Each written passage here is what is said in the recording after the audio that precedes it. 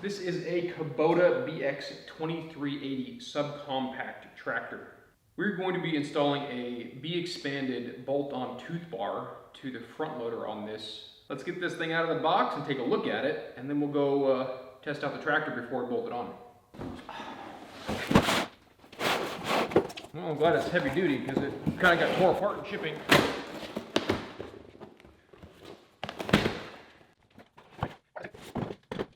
So there it is.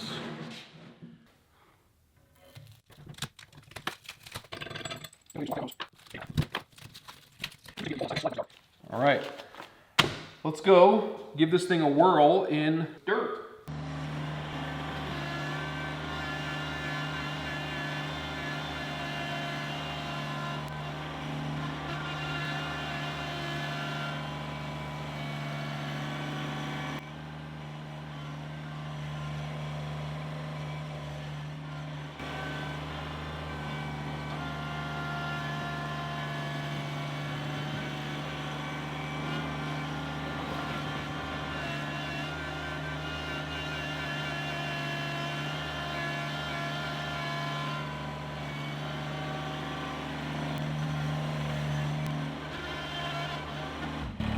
Alright, I'm going to start using the rear differential lock and see if I can get a little more oomph out of it.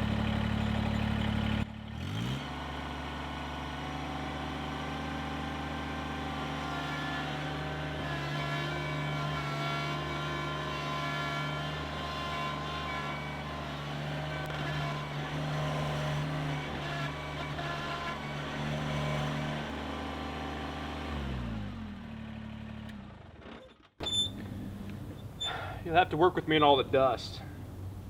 So it scoops dirt fairly decently. I'm using the rear differential lock. I started out in high, and I did the first 2 scoops in high, and I just did that last scoop in low. In low and with the rear differential lock at 3,000 RPM, with 4-wheel drive engaged, it actually scoops fairly well for this size of tractor. I'm fairly pleased with it. You're not going to move a mountain with this. Well, I suppose you could if you had enough time. That amount of dirt being moved by a wheelbarrow and a shovel would take you probably half hour, 45 minutes. With this, it takes 3 or 4. There's a couple things that I want to show you now before we go put the tooth bar on, and that is using the bucket for grading and back blading. When you add a tooth bar to the front of this, you can't use the front cutting edge to back blade with and get a nice smooth finish, obviously, because you have the teeth sticking out. You end up with this kind of zigzag pattern in your dirt. Now, if you're doing rough-in, I suppose that's probably fine. Or if you want to get it kind of close and you have a box blade to do a final grade with, that would probably work also. However, there's 2 primary ways I use my tractor to back blade with. I use the back edge of the bucket, so rolled down. Let me turn it on for a second. So rolled all the way back and then on the ground, right? And then you drive backwards. Now, a lot of times I use the float function, but a lot of times I also use the pressure of the front loader pushing down on the ground. In this position, it has a tendency to drag a lot more dirt backwards with it, which is a good thing if you have significant humps and bumps in your final grade you're trying to do. But I also use the front edge, so in that position, and doing that allows dirt to slide under the bucket, so it doesn't move a significant amount of dirt with you, which is a really nice feature when you're trying to get that final grade just perfect right at the end. It's not that you can't achieve that with the box blade, it's just easier to do with the front loader, and it's more accurate, and you can get right into tight corners and places, especially if you're working around a house or any sort of structure. By putting the tooth bar on there, you really lose this functionality. I'm going to go ahead and demonstrate this a little bit here, and then we're going to go throw the tooth bar on and go from there.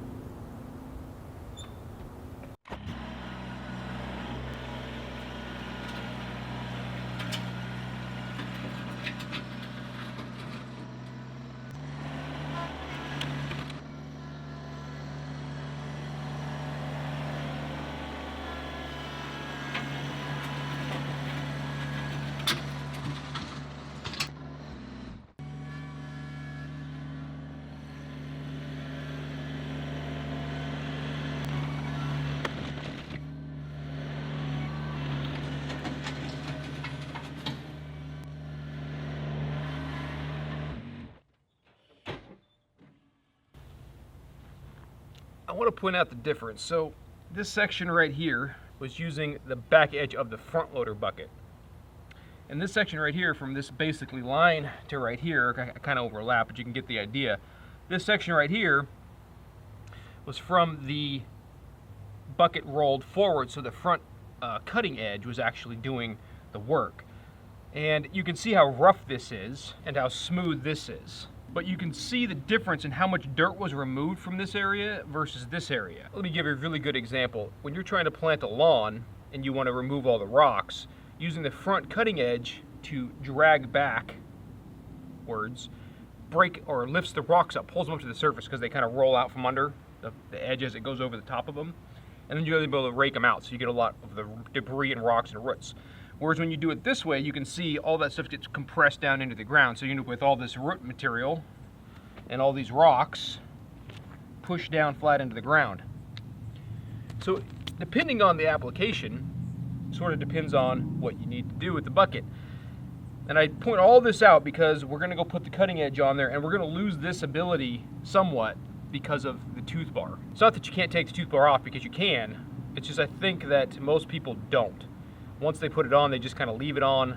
And I'm hoping that the functionality of digging with the tooth bar will outweigh any of the negatives of not being able to use the front edge as a backblading device. So with all that being said, let's get back up in the shop and get some holes drilled and get this thing bolted on. So we've got the tooth bar in place. A couple safety things. I have a table that is more than structurally sound to hold the weight of the entire front loader, let alone just the bucket, which is sitting up here. If you didn't have that, I would recommend doing this a lot lower to the ground, or putting some kind of substantial blocking or something under it so that you're not depending on the hydraulics and the tractor to hold the bucket up, especially when you're working around it. In any case, with all that said, this front loader is sitting on my steel-legged table and it isn't going to go anywhere. Now we're going to take a no bounce and we're going to tap it back to make sure it's seated all the way back onto the bucket like it's supposed to be. All right, so you see how this is nice and tight right here, but there's a big gap down here. And you can see that the cutting edge isn't seated underneath of these welded on attachment points. So we're going to go ahead and take a piece of wood and a no bounce hammer and basically okay,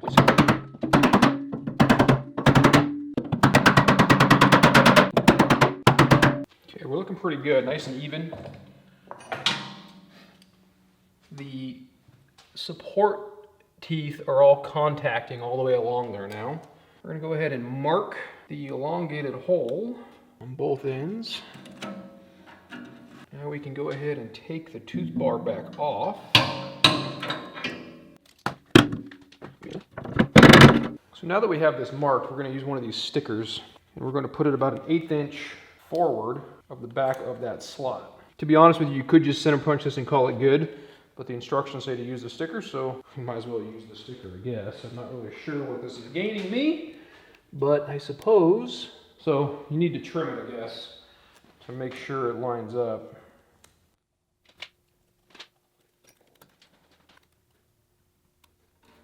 All right, so there it is. To be honest with you, you should just be able to eyeball using one of these center punches, or any type of center punch at all. And I'm going to drill a pilot hole with a very small drill bit. So this is a 3/16 drill bit. And then we'll drill the rest of the holes from the other side.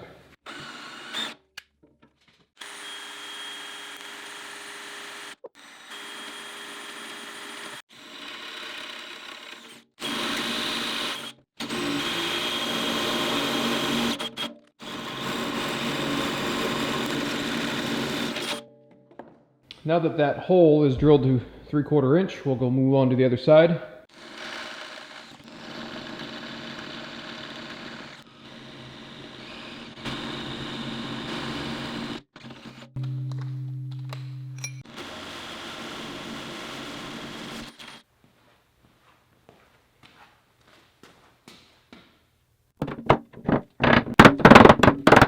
These are 3/4 inch bolts, and they take a 15/16 wrench, socket, and the combo wrench.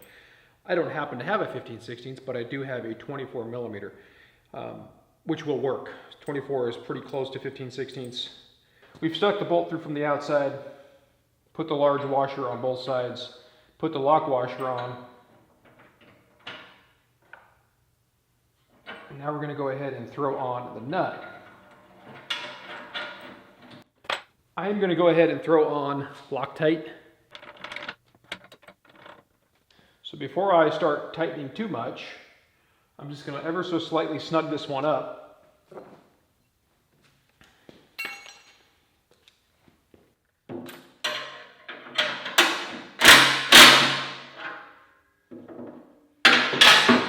And then we're going to pound it in. Make sure it's all the way back. And it looks like we're good on this side. All right, so that side's all tight. Now we need to go ahead and work our way down, pounding it in, and then we'll put the last bolt in.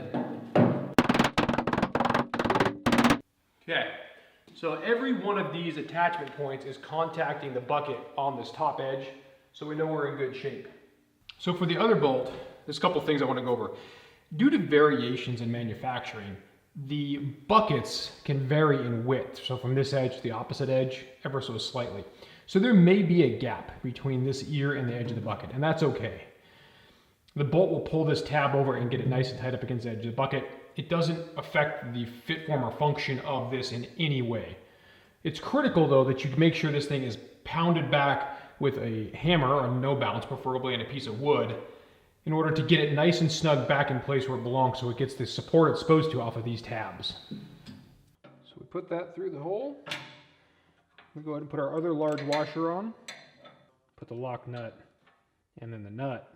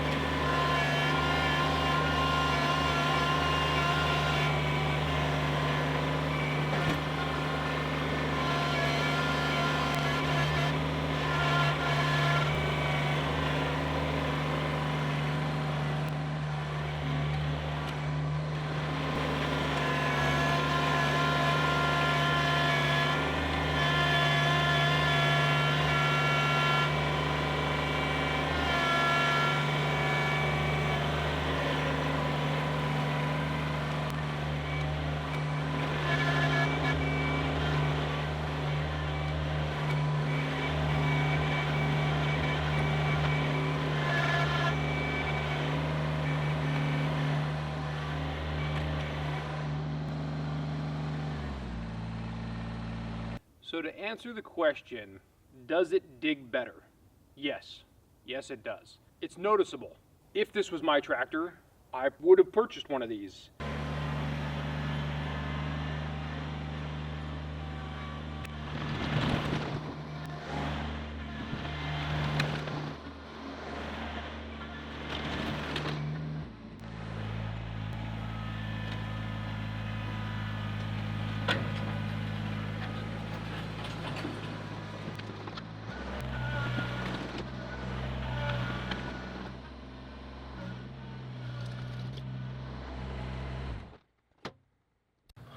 Well, it's kind of a dust storm of epic proportions out here, but we got through it. With this tooth bar on here, you're still able to backblade with the front edge as long as the angle isn't very steep. I suspect that if you had this and used it for a while, you would get very good at getting it to the point where it's flat enough that you could use the box blade or the back of the bucket to get your final grade. And I say that because I basically can't see any negatives to this tooth bar, except that you may potentially wear out the back edge of your bucket somewhat faster than if you didn't have a tooth bar. And I don't know how much that matters to you. Front loader buckets aren't especially for tractors this size, aren't astronomically expensive. I mean, they're not cheap, but they're not astronomically expensive. So buying a new front loader bucket to put the tooth bar onto may be worth it in the long run for the functionality that you're gaining by having a tooth bar and able to dig into pretty hard, compact surfaces fairly easily. I can tell you for certain that the digging here on my property is relatively easy in comparison to a lot of other places. I don't have much hard pan or very hard soil. I have lots of sand, very loamy soil. For the purposes of this video, the negatives do not outweigh the positives by any stretch of the imagination. The positives on this: increased digging, less wear on the cutting edge. It looks cool.